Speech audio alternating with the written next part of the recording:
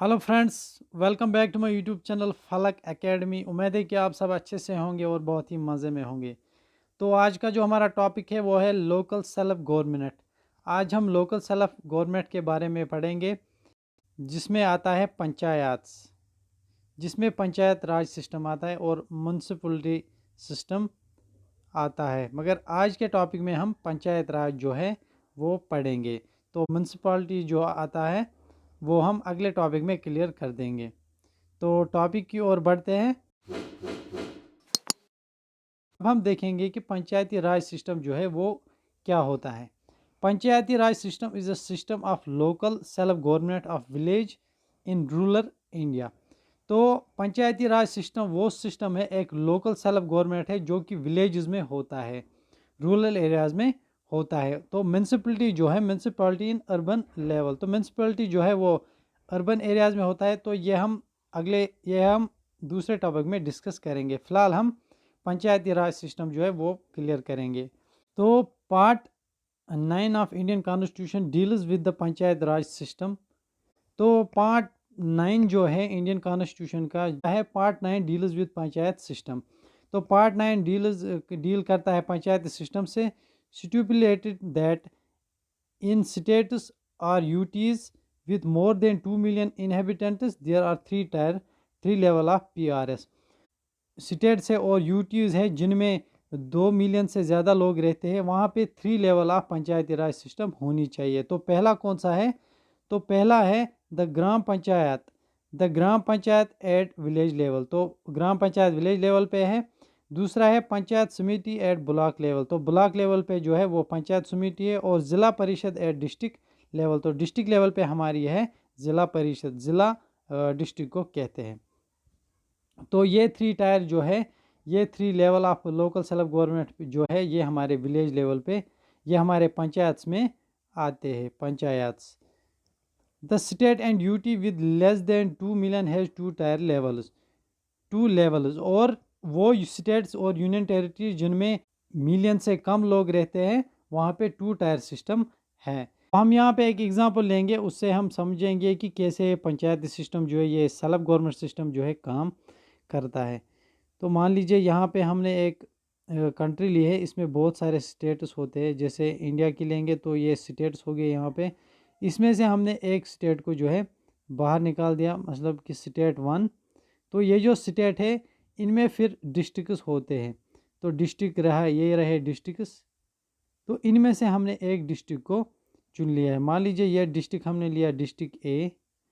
तो इसमें क्या होता है, इसमें बहुत सारे विलेज जो है होते हैं। और इस विलेज को हमने बाहर निकाला, तो इस विलेज में जो है, इसी विलेज में जो है वो पंचायती राज सिस्टम जो है काम करता है। और ये जो डिस्ट्रिक्ट है, डिस्ट्रिक्ट लेवल पे हमारा जो है वो ज़िला परिषद है, जो हमने अभी पढ़ा। 3 टायर में एक ज़िला परिषद। और ये जो विलेज है, इस विलेज पे हमने पढ़ा ग्राम पंचायत। ग्राम पंचायत विलेज में होता है। तो इस विलेज में जो ब्लॉक होता है, ब्लॉक उसको हम बाहर निकालेंगे। तो ब्लॉक लेवल पे यहाँ पे पंचायत समिति, पंचायत यहाँ पे पंचायत समिति होता है। तो ये जो कुल मिला के यहाँ पे जितने भी ये है, ज़िला परिषद, ग्राम पंचायत, पंचायत समिति, तो इसे हम कहते हैं लोकल सेल्फ गवर्नमेंट। यहाँ पे एक विलेज की बात करेंगे, विलेज। तो ये एक विलेज है। तो ये विलेज फिर डिस्ट्रीब्यूट हुआ होता है वार्ड्स में। Ward number 1, ward number 2, ward 3, ward 4, ward 5, ward 6। तो इस विलेज का हम नाम रखेंगे, ऐसे ही नाम रखेंगे। क्या नाम रखेंगे, मतलब कि इंडिया रखेंगे। इंडिया हमने इस विलेज का नाम रखा। तो ये जो सारा विलेज है, ये जो विलेज है, इसका हेड होता है सरपंच, जो कि ग्राम सभा का भी प्रेसिडेंट होता है, जो कि प्रोसीड करता है मीटिंग को। तो ये जितने भी वार्ड्स होते हैं, इनमें से एक एक निकलता है, उसे हम कहेंगे वार्ड मेंबर। क्या कहेंगे? वार्ड मेंबर या पंच हम कहेंगे। जितने भी मेंबर हुए यहाँ पे, सरपंच हो गए और पंचेस हो गए, यही जो है ग्राम सभा जो है, ग्राम सभा एक मीटिंग होती है, उस मीटिंग को अटेंड करते हैं। तो अब हम देखेंगे कि ये ग्राम सभा जो है, ये जो ग्राम सभा मीटिंग होती है, ये क्यों होती है? तो ये ग्राम सभा मीटिंग जो है, ये इसलिए होती है क्योंकि अगर इस विलेज में कोई मसला हो, चाहे रोड्स का मसला हो वो क्लियर कर देना, चाहे ड्रेनेज का मसला हो ड्रेनेज का काम करना, चाहे और कोई स्कीम हो गवर्नमेंट की, लोगों को बताना, लोगों को देना। तो यहाँ पे एक सेक्रेटरी भी होता है, सेक्रेटरी भी होता है। तो यहाँ पे जो है एक सेक्रेटरी भी होता है, सेक्रेटरी जो वो इलेक्टेड नहीं हुआ होता है, क्योंकि यहाँ पे जो सरपंच है उसे लोग इलेक्ट करते हैं। जैसे पंचायत इलेक्शन होते हैं तो लोग इस सरपंच को चुनते हैं और वार्ड मेंबर्स को चुनते हैं। मगर यहाँ पे जो सेक्रेटरी होता है वो गवर्नमेंट ऑफिशियल होता है, गवर्नमेंट अपॉइंटेड होता है, जो कि इस पंचायत की रेख देख करते हैं। और भी बहुत सारे वहाँ पे होते हैं, जैसे बीडीओ हो गया, बीडीओ। तो यहाँ पे जो बीडीओ भी होता है, ब्लॉक डेवलपमेंट ऑफिसर, जो कि ब्लॉक लेवल पे होता है। तो इस ब्लॉक को वही जो है संभालता है। और यहाँ पे बहुत सारे गवर्नमेंट ऑफिशियल जो होते हैं जो बाकी डॉक्यूमेंट्री का काम करते हैं देखा। तो ये एक बिल्डिंग होती है। तो जितने भी वहाँ पे होते हैं, पंचेस होते हैं, सरपंच होते हैं, उसे हम कहेंगे पंचायत। तो अब हम देखते हैं कि ये जो पंचायती राज सिस्टम है, ये जो सेल्फ गवर्नमेंट है, पंचायती राज सिस्टम है, ये कैसे वजूद में आया, कैसे वजूद में आया। तो इसके लिए हमें पढ़ना पड़ेगा बलवंत राय मेहता कमेटी। तो इसके लिए बहुत से कमेटी जो है, बहुत से कमेटी बने पंचायत राज के लिए, जिसमें पहली है बलवंत राय मेहता कमेटी। तो बलवंत राय मेहता कमेटी क्या है ये हम जानेंगे। The Balwant Mehta Rai committee headed by MP Balwant Mehta was a committee appointed by Government of India in January 1957. The committee recommended the establishment of scheme of democratic decentralization, which finally known as पंचायती राज। 1957 में government ने एक committee बनाई जिसका head था Balwant Mehta, MP Balwant Mehta, जो कि इस committee का हेड था। ये एक कमेटी थी, कमेटी बनाई गई थी, कमेटी ऑफ पीपल। तो ये कमेटी क्या, इस कमेटी ने क्या कहा, इसने रिकमेंड किया कि एस्टेब्लिश बनाई जाए एक ऐसी स्कीम जिसमें डेमोक्रेटिक डिसेंट्रलाइजेशन हो, विच फाइनली नोन एज पंचायत राज, और जिसका नाम पड़ा पंचायती राज सिस्टम। तो ये डेमोक्रेटिक डिसेंट्रलाइजेशन क्या थी, मैं आपको इसकी एक एग्जांपल दूंगा कि ये जो डिसेंट्रलाइजेशन का मतलब क्या होता है। डिसेंट्रलाइजेशन ऑफ पावर, मान लीजिए कि ये एक बहुत बड़ा एरिया है। तो यहाँ पे हम रखेंगे एक आदमी को रखेंगे, मतलब कि हम PM को रखेंगे, प्राइम मिनिस्टर को रखेंगे। तो ये जो बहुत बड़ा एरिया, इंडिया की बात करेंगे हम, इंडिया है ये। तो इसमें 29 जो स्टेट्स है, ऐसे ऐसे ऐसे, तो बहुत बड़ा जो है ये, बहुत बड़ी जो है ये कंट्री है।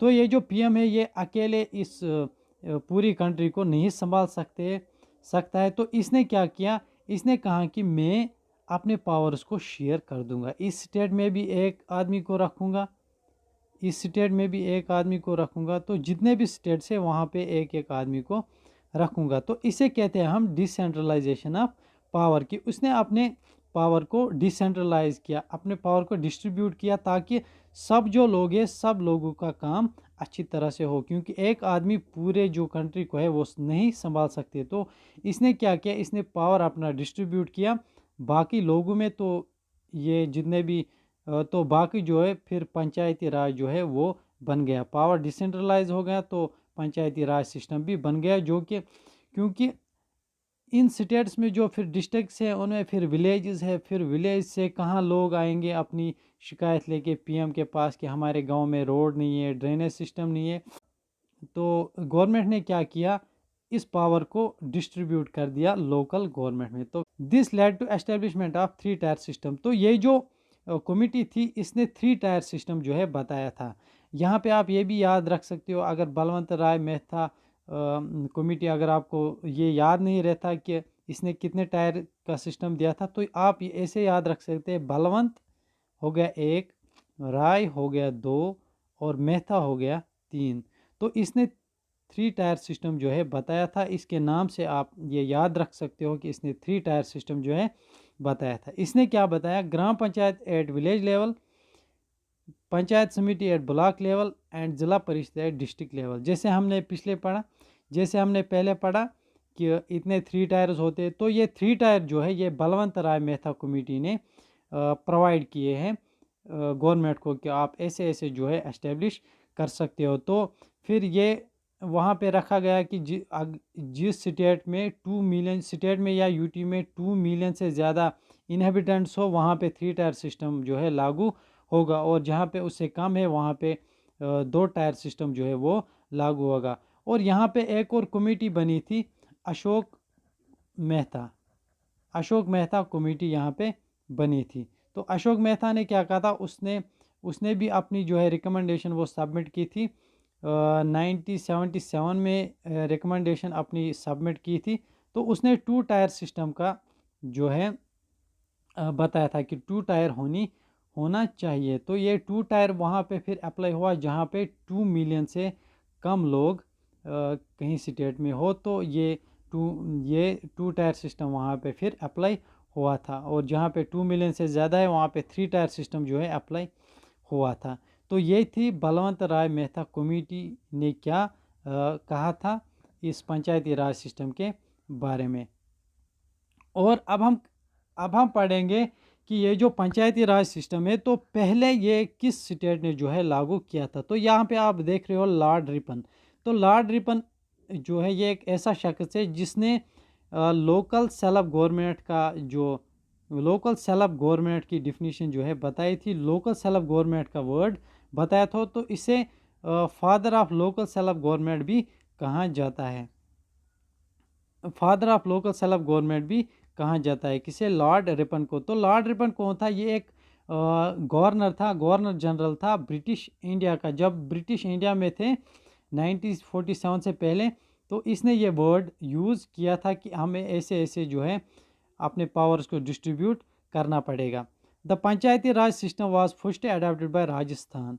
तो राजस्थान जो है, राजस्थान स्टेट, उन्होंने पहले पंचायती राज सिस्टम अडॉप्ट किया था नागौर डिस्ट्रिक्ट में 22 अक्टूबर 1959 आफ्टर इंडिपेंडेंस। तो इंडिपेंडेंस के बाद जो है राजस्थान पहला स्टेट है जिसने लोकल सेल्फ गवर्नमेंट जो है वो एस्टेब्लिश किया था अपने स्टेट में। तो इस आफ्टर इंडिपेंडेंस 1947 के बाद यानी 1959 में, तो आप तो 1947 से पहले इस पंचायती राज को बिहार ने जो है एस्टेब्लिश किया था, बिहार ने लागू किया था। जब ब्रिटिश उस वक्त क्या था, ब्रिटिश राज ही था।